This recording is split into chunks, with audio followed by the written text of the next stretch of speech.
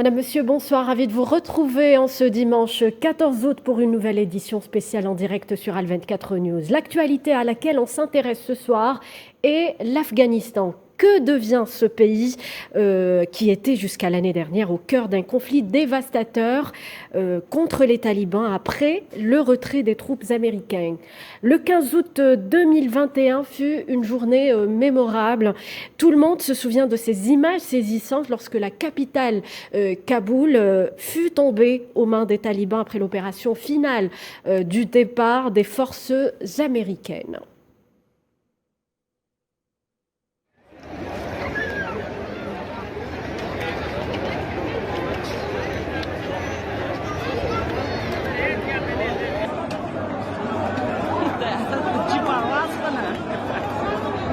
Pilotes gujaz bego.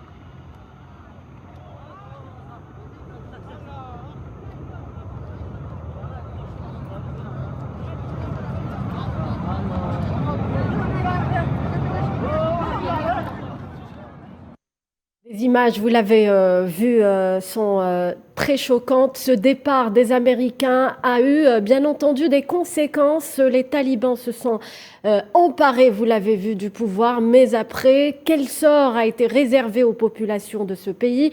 Quel sort pour ce pays complètement détruit et anéanti par 20 longues années de guerre? On va justement en parler avec nos invités ce soir. Karim Bagdad, vous êtes avec nous. Bonsoir. Bonsoir. Chercheur associé à l'Institut des relations internationales et stratégiques de Paris, spécialiste de l'Afghanistan. Merci d'avoir accepté notre invitation. Nous a rejoint également par téléphone Farid Ben Yahia, politologue spécialiste en relations internationales. Bonsoir, Monsieur Ben Yahia. Bonsoir, madame. Alors, pour commencer, Karim Bagdad, je commencerai avec vous. Il y a un an, l'Afghanistan se retrouve livré à lui-même. Les talibans reviennent au pouvoir. Dans quel état se trouve actuellement l'Afghanistan? Quel est votre constat sur le mode de vie des Afghans actuellement? Ah oui, bonsoir. Je commencerai par revenir quelques secondes sur les images que vous avez montrées. Oui. Moi, je pense que cette image montre la situation non seulement historique, mais également dramatique de l'Afghanistan. Cette image montre d'une part la défaite cuisante de la plus grande puissance mondiale, notamment la puissance militaire. On a vu cet avion, de gros avions sur le tarmac de l'aéroport de Kaboul, et on a vu également la population afghane, notamment la jeunesse et les femmes, qui attendaient vraiment une situation dramatique dans leur pays et voulaient aller partir. Or, un an après, on remarque que toutes les prévisions des analystes, des chercheurs et aussi bien des Afghans se révèlent justes. Aujourd'hui, l'Afghanistan est vraiment tombé dans une situation de crise multiforme. Sur le plan politique, on peut constater que même si la guerre telle qu'on a connue pendant 20 ans, la guerre des talibans menée contre les Américains a pris fin, mais Oui. il y a d'autres éléments d'instabilité politique règnent toujours en Afghanistan que les talibans n'ont pas réussi à mettre en place. On va y revenir, Monsieur Bagdad. On va revenir sur le contexte politique qui règne actuellement en Afghanistan. Vous avez parlé d'un échec l'échec cuisant de l'administration américaine. L'administration américaine qui pourtant a toujours vanté ce retrait comme étant un succès, l'administration de Joe Biden justement. Farid Ben Yahia, si on devait analyser la situation actuelle, il faut dire que sur le plan socio-économique, la situation est pire. L'Afghanistan est en ruine au vrai sens du terme. La première des choses, il faut dire que la situation est presque chaotique. Oui. En Afghanistan, c'est dû à plusieurs paramètres et c'est dû beaucoup plus à la démission des États-Unis vis-à-vis de ce pays. Parce que les Américains ont promis beaucoup de choses à l'Afghanistan, donc ils ont soutenu à plusieurs reprises le gouvernement, je dirais, par les différents présidents américains, que ce soit George Bush, le père, le fils et Bill Clinton avant, donc l'ensemble des présidents américains et de ce pays. Néanmoins, je dirais qu'il y a d'autres influences, d'autres services qui sont très puissants, je dirais, dans cette région-là, et c'est les services secrets pakistanais. Oui. D'accord. Donc le Pakistan joue un rôle très très important dans ce pays-là. Et il a un service de renseignement qui est très efficace dans cette région.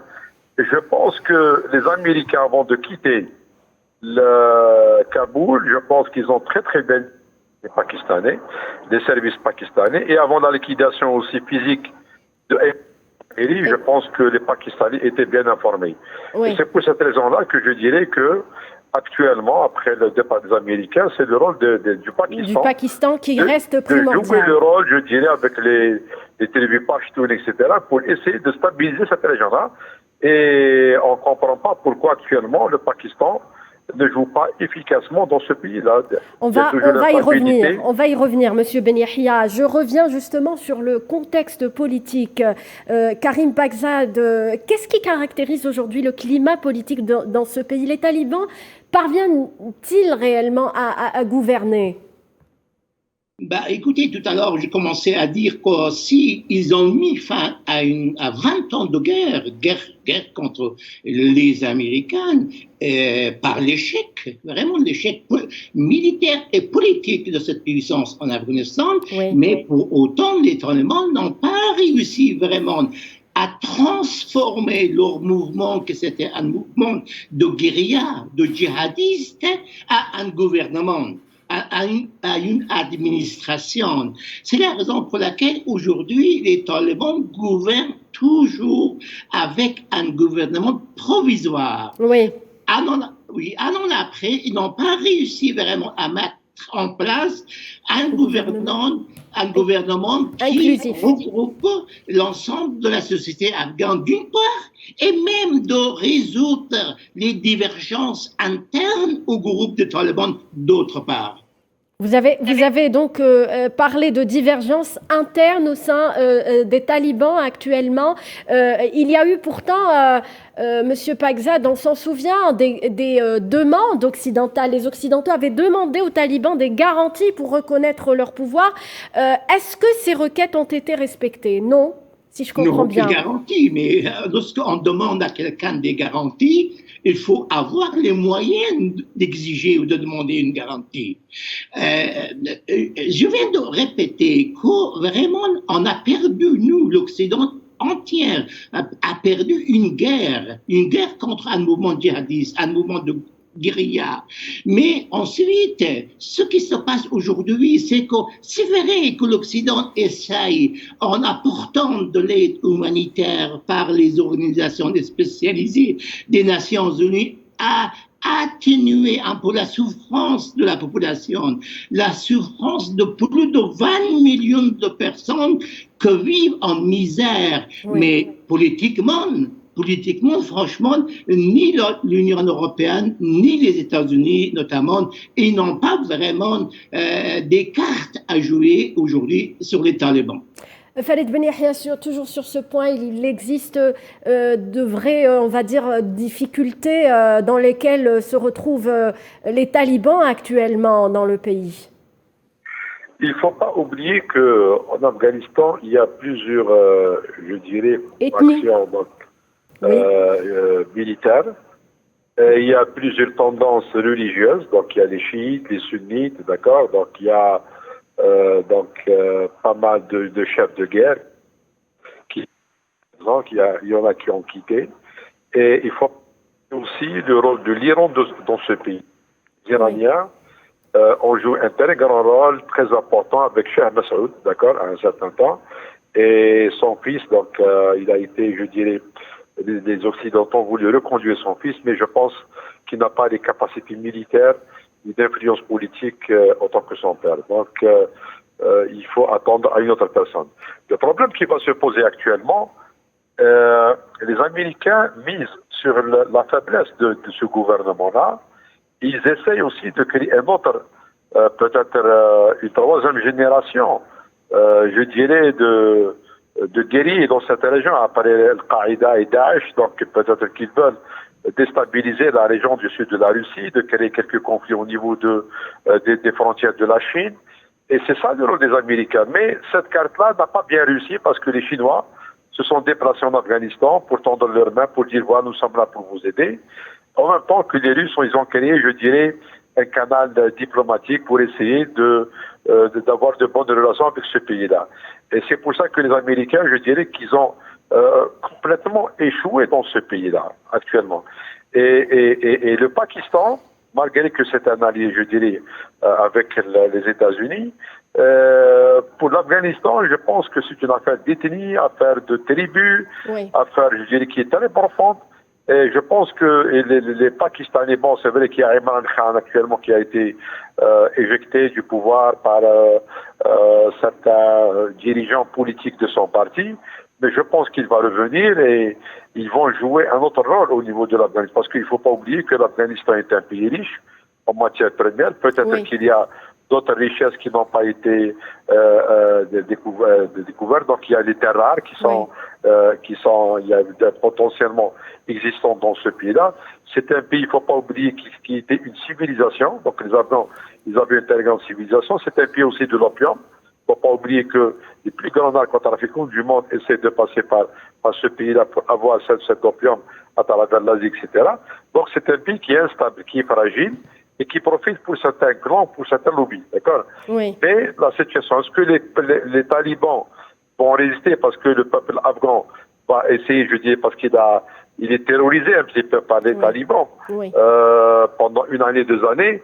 Mais s'il n'y a pas de relance économique, il n'y aura pas d'élection, je pense qu'il y aura une implosion et même des divisions. Oui, justement, sur cette faiblesse du gouvernement des talibans, à qui profite cette faiblesse des talibans actuellement Karim Baghdad, on le sait, donc c'est un conflit très complexe et il existe des interférences de plusieurs pays. À qui profite justement la faiblesse des talibans actuellement ? Oui, évidemment, on peut parler des heures et des heures sur l'enjeu régional de la situation autour de l'Afghanistan, des rivalités non seulement entre les puissances régionales, mais entre ces puissances avec les puissances mondiales. Mais tout cela, vraiment tout cela n'empêche pas qu'aujourd'hui, personne, aucun pays, ni l'Iran, ni le Pakistan, ni la Russie, ni la Chine ou l'Ouzbékistan, etc., que ce sont les voisins de l'Afghanistan, ils ne sont pas contents de cette situation-là. Cette situation, vous savez, qu'est-ce qu'il va engendrer si on n'arrive pas vraiment à aider les Afghans à contrôler la situation, à ce que vraiment il y a une émergence d'un gouvernement représentatif, plus ou moins. À ce moment-là, il risque que l'Afghanistan redevienne un foyer de terrorisme. Est-ce que vous vous rendez compte de ce qui est passé il y a à peine 10 jours?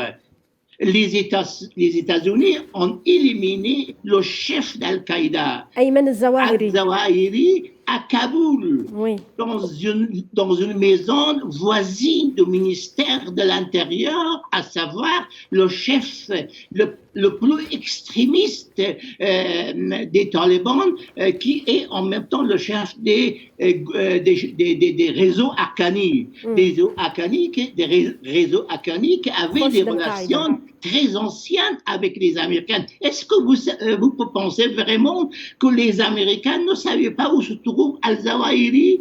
Donc, il y a ou l'impuissance des Américains, ou il y a d'autres éléments qui entrent en jeu pour qu'Al-Zawahiri puisse vivre pendant des années et des années, aussi bien dans la région de l'Est de l'Afghanistan qu'on l'appelle Khost, et que depuis quelques mois à Kaboul, comme un invité de marque. Vous savez, la situation est vraiment grave en Afghanistan. Oui. Au lieu qu'on parle du Pakistan, de l'Iran, de la Chine, etc., moi je pense que la situation est que d'abord, c'est une situation régionale. D'abord, il faudrait que les pays voisins de l'Afghanistan que je viens de citer aident les Afghans, interviennent vraiment dans des pourparlers multilatérales, bilatérales, etc., pour qu'on arrive à contrôler la situation. Sinon, je ne vois pas une énième intervention militaire des Américains en Afghanistan. Justement, moi j'aimerais vous demander quelle est la position actuelle des États-Unis. Est-ce que les États-Unis ont complètement abandonné l'Afghanistan ou bien ils continuent de dicter un petit peu leurs instructions, Monsieur Pakzad? Actuellement, les États-Unis, d'une part, discutent avec les talibans.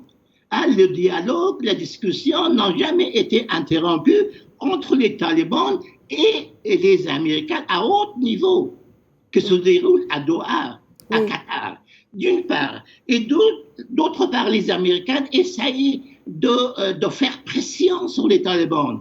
Le plus grand moyen de pression des Américains, c'est qu'ils empêchent la reconnaissance ou la légitimité internationale des talibans.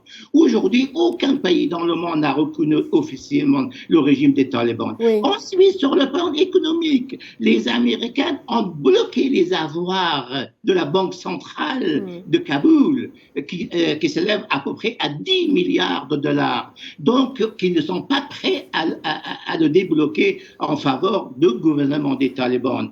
Et d'autre façon, aujourd'hui, même, tout à l'heure, j'ai dit que s'il y a de l'aide américaine et européenne et d'autres pays en Afghanistan, c'est une aide vraiment humanitaire qui ne se passe pas par le gouvernement des talibans, mais par les organisations spécialisées des Nations Unies. Donc, le régime de Taliban aujourd'hui, c'est un régime qui est quelque part mis à l'écart de la communauté internationale.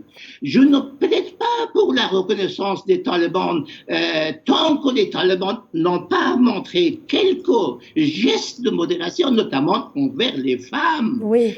Parce qu'ils traitent les femmes en Afghanistan d'une manière extrêmement injuste et moyenâgeuse. Oui. Donc, il faudrait obtenir vraiment de la part des talibans des gestes de ce genre. Il faudrait influencer sur la décision des talibans. Il faudrait influencer cette divergence qui existe au sein des talibans entre, moi je ne les nomme pas comme modérés, mais je parle entre les talibans historiques, le Conseil de Koweïta, c'est-à-dire les talibans qui ont gouverné il y a plus de 20 ans, et le réseau Haqqani. Oui. Il faut faire tout.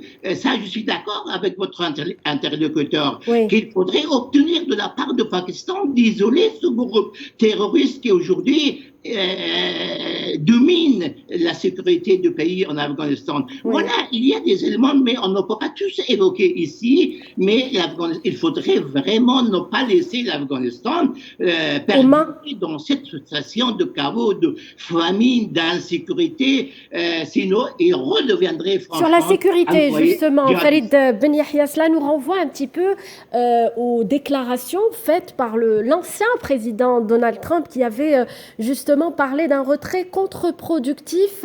Selon lui, un retrait précipité d'Afghanistan créerait un vide qui profiterait aux terroristes d'Al-Qaïda, et on le voit avec l'assassinat de Ayman al-Zawahiri au cœur de Kaboul.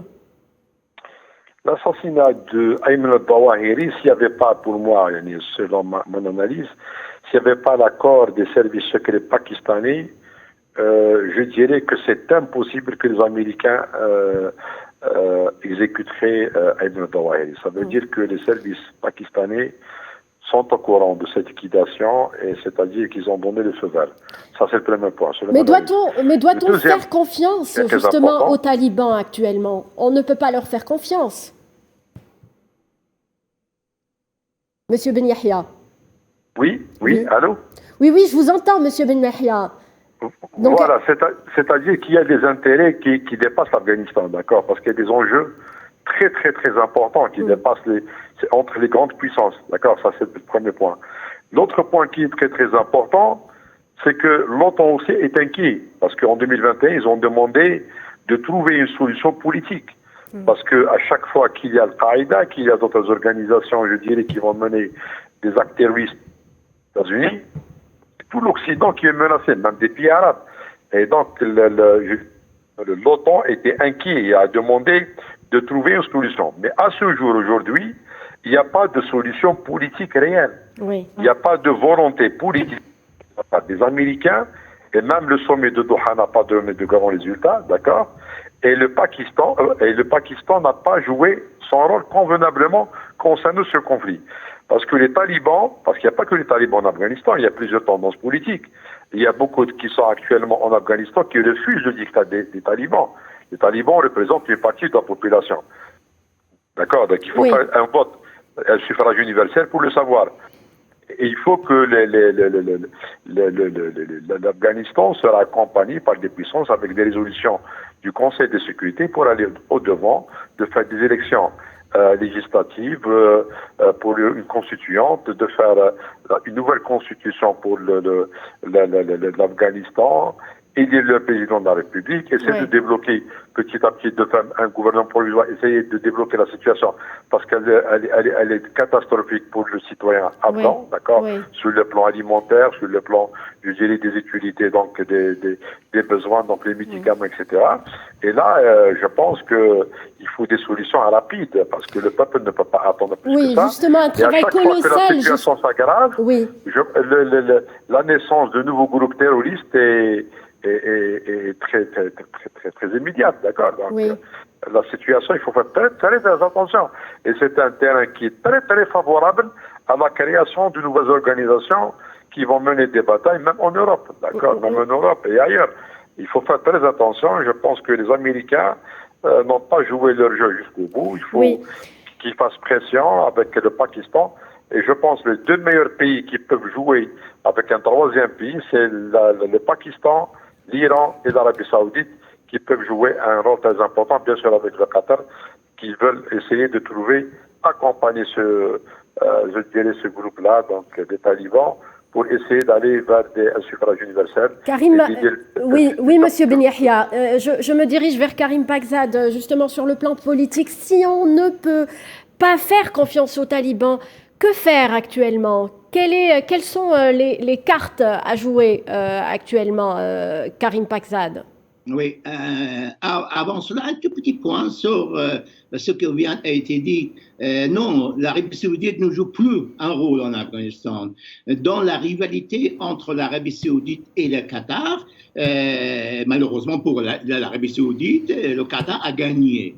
C'est Qatar qui a été vraiment le centre de discussion entre les États-Unis et les talibans. Le bureau des relations extérieures des talibans se trouve toujours à Qatar, et les discussions, le contact et même l'aide économique de Qatar aux talibans aujourd'hui est impressionnante.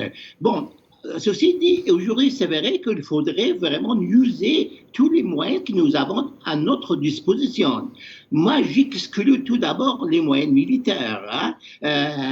On n'est plus vraiment dans les années 90 pour que les néoconservateurs américains viennent encore pour dire qu'on va démocratiser l'Afghanistan et les autres pays par moyens militaires. Non, on n'est plus. Moi, j'écarte vraiment une solution militaire. Par contre, une solution politique, une solution diplomatique existe. Avec les talibans, le problème est que, malheureusement, jusqu'à aujourd'hui, ce sont les Américains et les Européens qui jouent un grand rôle dans des différents conflits dans le monde, que ce soit pour alimenter, que ce soit pour résoudre. Mais aujourd'hui, en Afghanistan, malheureusement, ces deux puissances, l'Europe et les Américains, sont des puissances impuissantes. Alors, c'est la raison pour laquelle je reviens sur ce que j'ai mentionné. Il y a 5 ou 6 pays voisins de l'Afghanistan qui ne sont pas n'importe quel pays. Ils sont tous les puissances en devenir. La Chine, la Russie, l'Iran, le Pakistan, l'Ouzbékistan, etc. Et tous ces pays, heureusement qu'ils ont gardé un contact avec les talibans. Oui. Même s'ils n'ont pas reçu les ambassadeurs des talibans, il n'y a pas de relations diplomatiques, mais des contacts, des rencontres à haut niveau entre les dirigeants de ces pays et les talibans existent. Donc avec les talibans, les négociations se feront ou on va dire la scène politique doit être on va dire les talibans doivent exactement être présents dans la scène politique. Écoutez, madame, en relations internationales, dans des discussions, on prend ce qu'on a. Ce n'est pas notre souhait qui entre en jeu. Moi, je souhaite bien voir un régime démocratique qui respecte toutes les valeurs de la démocratie, de droits des femmes en Afghanistan. Mais aujourd'hui, malheureusement, 20 ans de guerre inutile, comme disait le président américain. Cette guerre a amené les talibans au pouvoir. Ils ont donné carrément le pays aux talibans. Vous savez, les talibans prétendent qu'ils sont une grande puissance militaire. Pourquoi il faut poser la question. Pourquoi? Vous savez, rien qu'au niveau des transports militaires, les Américains ont laissé plus de 2000 Humvee, de voitures blindées militaires, aux talibans. Plus de 50 artilleries, des avions, des hélicoptères et des dizaines de milliers des armes semi-lourdes. Et c'est pour cette raison-là que moi je dis qu'il faudrait vraiment voir l'Afghanistan maintenant d'un nouvel regard, pas d'un regard ancien, pas d'un regard des années 90 ou 2000.